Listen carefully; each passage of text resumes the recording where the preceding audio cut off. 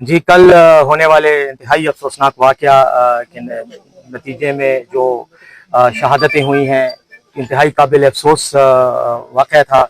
और उसी को जो वाक़ये में मुतासिर होने वाले अफ़राद थे वहाँ बाजवड़ में जो कि हुआ था, तो इसलिए वज़ीर आला साहब की अली अमीन गंडापुर साहब की हिदायत पर मैं, चीफ सेक्रेटरी साहब, आईजी साहब, हम बाजवड़ गए और वहाँ जाकर हमने एक तो ज़िली इंतज़ामिया से मुलाकात की।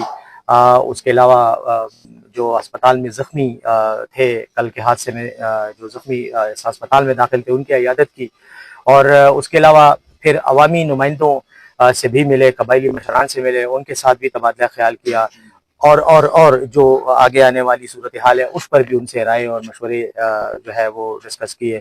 साथ ही जो है वो जो मिलिट्री के लोग हैं, जो कमांडर्स हैं, उनके साथ भी मुलाकात की, क्योंकि इस वाक़े के बाद ये यकीनी तौर पर हुकूमत का फैसला है कि हम अब किसी सूरत में दहशतगर्दों के साथ कोई रियायत और कोई नरमी कार्रवाई की जाएगी।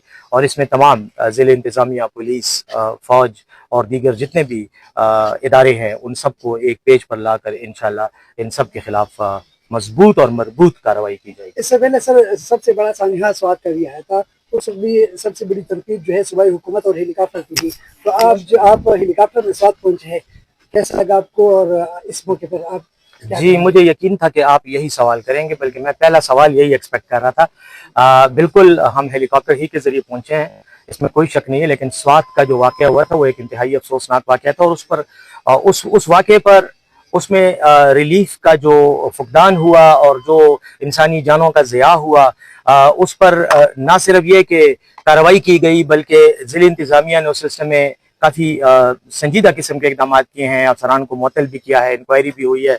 चीफ सेक्रेटरी साहब यहाँ मौजूद हैं। इंक्वायरी का जैसी नतीजा आएगा, जो भी मुर्तकिब और जिम्मेदार होंगे उन सब के खिलाफ कानूनी कार्रवाई की जाएगी। रह गई बात हेलीकॉप्टर की, हेलीकॉप्टर के बारे में बहुत ज्यादा ये बात की जाती है कि हेलीकॉप्टर क्यों नहीं पहुंचा। हेलीकॉप्टर जिसमें हम आए हैं ये छोटा हेलीकॉप्टर है, ये रेस्क्यू का हेलीकॉप्टर नहीं है।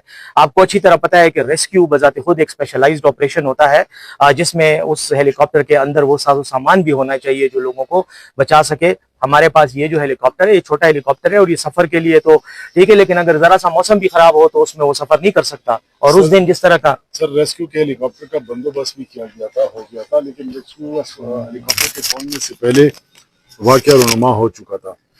और हमारा जो प्रोविंशियल गवर्नमेंट का हेलीकॉप्टर है उसको एयर एम्बुलेंस में कन्वर्ट कर दिया गया। उस पर कोई हमारे वज़ीर आला साहब भी उस पर सफ़र नहीं करते और उनको बाकायदा एयर एम्बुलेंस में कन्वर्ट किया गया। आपने देखा होगा कि जो कुरम था, कुरम पारा चिनार में तमाम जितनी भी लोगों की रसई थी वहाँ से वहाँ पे अद्वियात का पहुँचाना था उस हेलीकॉप्टर के जरिए हुआ था। हुकूमत के तमाम वसाइल आवाम के हैं और उनके बहबूद के लिए और उनके रिलीफ के लिए इस्तेमाल होंगे। यहाँ मैं एक ऐड करना चाहता हूँ कि देखें, उस दिन ये वाकया अफसोसनाक वाकया तो स्वात में हुआ जिसमें इंसानी जानें ज़ाया हुई, शहादतें हुई लोगों की। ये लोग तो